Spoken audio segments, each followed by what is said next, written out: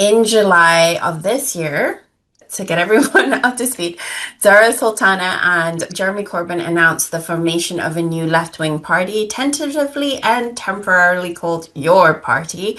2 months on, Team Corbyn has allegedly reported Sultana to the Information Commissioner, and Zarah announced that she has instructed specialist defamation lawyers. This implosion was perhaps a little more dramatic than expected, yet the issues were evident from the beginning, in my opinion. Can you help us unpack what this means for the left movement in the UK, particularly with the imminent rise of reform?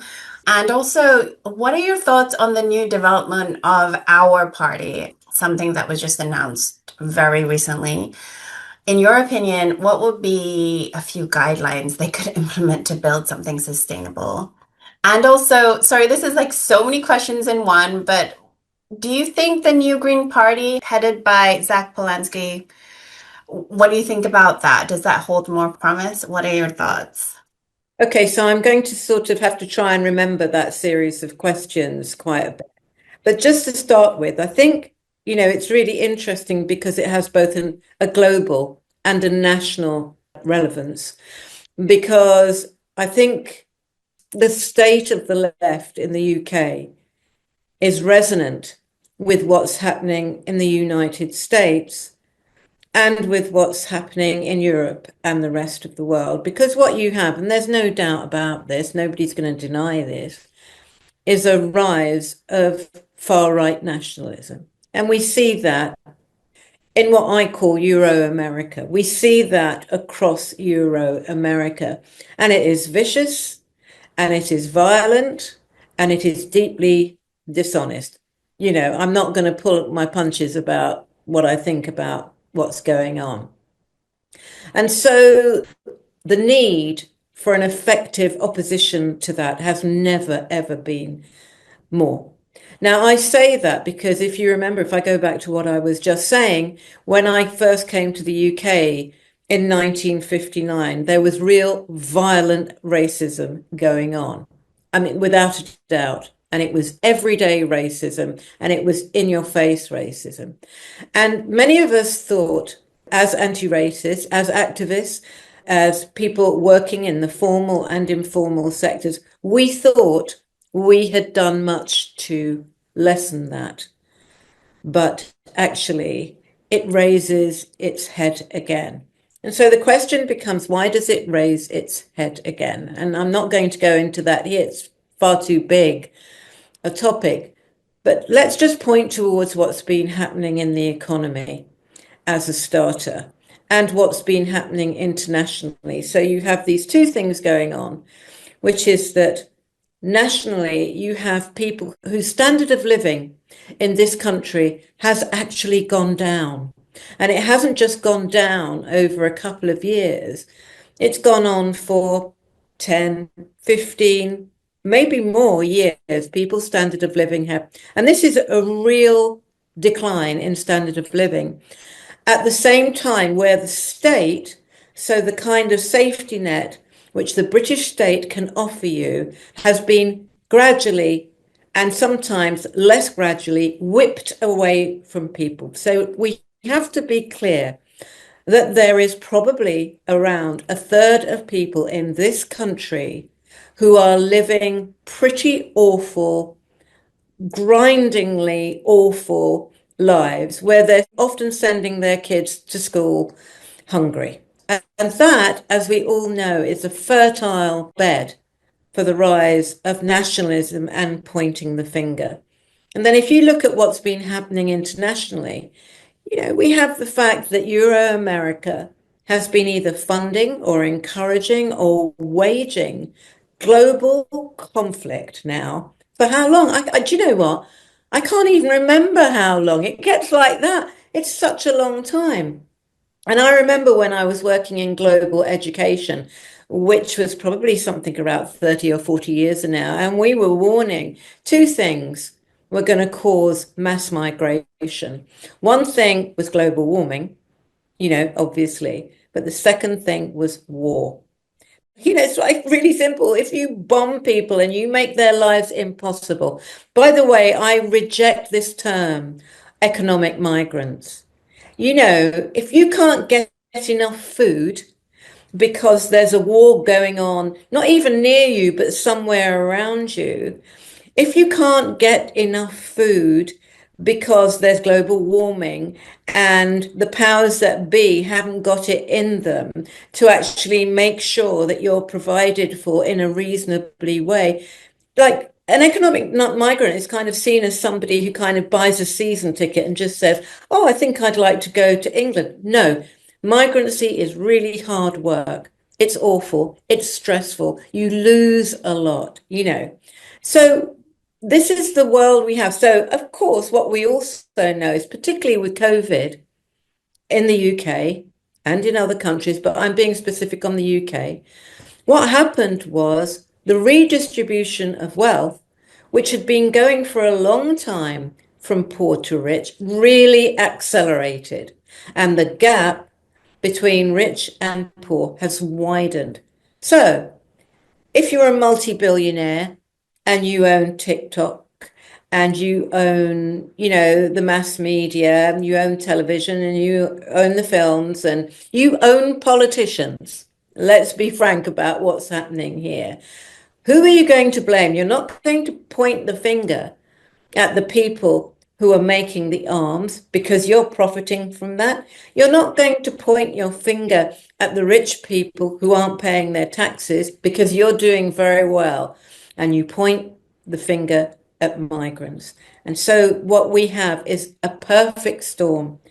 And then, of course, you have that going on with Trump, and it's perfection, isn't it? Both sides of the Atlantic. The UK as a puppet American colony goes yap, yap, yap to Trump. I mean, today I got on a bus and there was this obviously not very well off man with his dog, must have been in his 80s or 90s, and he was wearing a Make America Great Again hat. And at the same time, he had a red poppy in his lapel. So here he is, commemorating those who died to fight the fascists, right? And there he is with a hat on, glorifying the proto-fascism we see growing. And that says it all, I think. So that's what we're faced with on the left. But of course, Corbyn, and I don't like to put it as one person really, but the Corbyn movement had its shot when Jeremy Corbyn was elected as leader of the Labour Party. And to be frank, they were undermined by, I think, things we're going to come on to speak about in a bit. And it wasn't just by chance either that they were undermined. But even with the media, the establishment, everything against us, the left, we almost did it. If you look at how many actual votes we got, we were a few thousand because of our electoral system and how it works. We were literally a few thousand away from gaining power. Now, rerun that again, and here we are faced with this other, suddenly the world is burning around us, right? And we're offered the potential of another chance. And that has what's happened. And that's why so many people are so distressed to see what's happened between Corbyn and Sultana, the putative leaders of this left. Yeah, I think it's really astonishing. I didn't actually know the statistics that you were saying about we were a few thousand off in terms of winning, because the idea from then to now, the possibility of us growing that movement should have been there, but it was completely felled by many forces, which we'll talk about in a bit. But what are your thoughts about this idea of this Our Party group coming out? I guess the idea of a section of your party has sort of come out and said that they are going to try to bring it back to the people without the polarizing, I guess, clashing of Jeremy and Zarah. What do you think of the viability of that? And is there a way in which they could do it?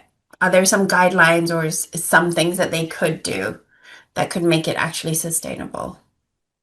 I mean, the sad thing about it is, I think there's a lot that could be done. Our party, your party, it's like, oh, guys. At the moment, the way I feel about it is I don't know who's behind any of these groupings, right? That automatically makes me feel like I'm not quite sure about who to believe and what to believe. And I'm sure there are many people who are actually agreeing with me as well. So that's the first thing. I mean, if you ask me what could be happening at the moment, and there is some discussion that there is conversations now going on. And just last night, there was a post made by Zarah Sultana where she was obviously reaching out to the Corbyn grouping, saying we need to get together, let's try and see what we can do about this. It doesn't feel to me very clear that the Corbyn party people have actually reciprocated on that in any way, in any real way, although there do seems to be conversations going on. Now, this is all about how you handle democracy, how you handle democracy even at the point before you've established a party. Because if you have five MPs, and then you have Zara Sultana, and they have to vote on what's happening, and the five MPs who, by the way, and I do think it's relevant that they're all male. I do, and I know I'm going to be shot down for that, but I'm going to say it. If you've got that going on, and you know that that grouping of independent MPs, that means the kind of four independent MPs and Corbyn, are always pretty much going to vote together, then you haven't got a democratic start. So you can't say, look at what Zara Sultana did. She lost the vote on this. Of course, she lost the vote on it. That's not how you're going to work this. And Zara Sultana represents a very significant part of the left. Now, you could say, yeah, but it's Corbyn who's got the main line here. He's the one who's got name recognition. And of course, that's where his power lies. But I would suggest to you, and I've got no proof to this except anecdotal proof, I think what Zara Sultana has is the support of most activists, i.e., that most people in the know, most people who are keeping in touch and have kept in touch for the last 10 or so, 5 years with what's going on, are in much more sympathetic to what's happening with Zara. And now, if you ask me what I think should happen, I think you should have both parties or both camps, shall we say, able to nominate, say, 5 people each who they feel are independent, who wouldn't then be allowed to take up any office within the new party for at least, say, a year or 2 years. And they would come together and actually they would be the ones to work this stuff out. Because it's almost like, I did say this to somebody and they laughed, as somebody who's been through a divorce a number of times, it's almost like when people get into a divorce.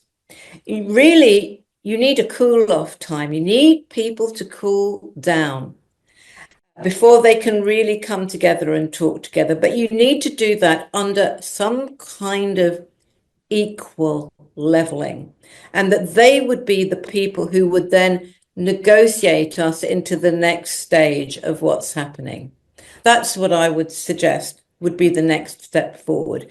But to push ahead, I heard Jeremy Corbyn, I think it was yesterday when he was at his Peace and Justice conference, saying, oh, there's nothing changed. We're just simply going to go ahead with plans as has already been set out. It just made me go, what?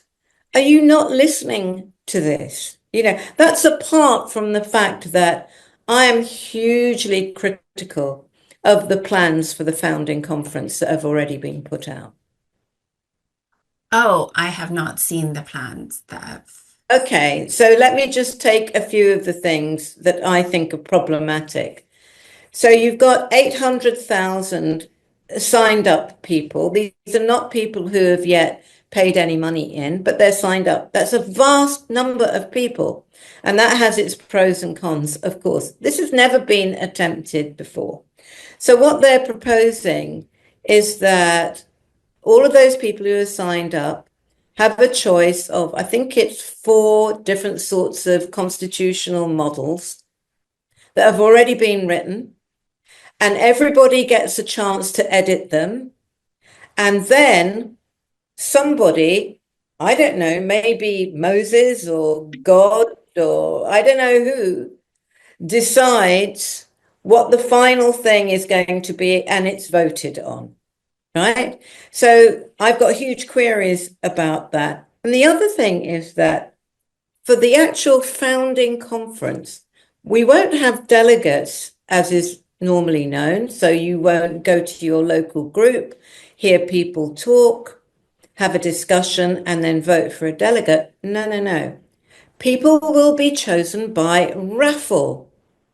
So these are people who might never have been to a meeting, who don't know who they're supposed to represent, who nobody knows of, who will go to this delegate conference to do the voting on the founding of the party. Now, this is the kind of model that's used in Just Stop Oil and kind of single issue protest groups. And it works there because it's one issue. Everybody's agreed on the issue. Stop oil. That's the issue, right? But there's nothing more to. That's not the same as a political party. And of course, what that does is depoliticizes the membership totally. And it enables the people at the top to have even more control than they did in the Labour Party. So if you're asking me about what's going on in terms of democracy, in terms of this as an idea, I think it's very worrying indeed.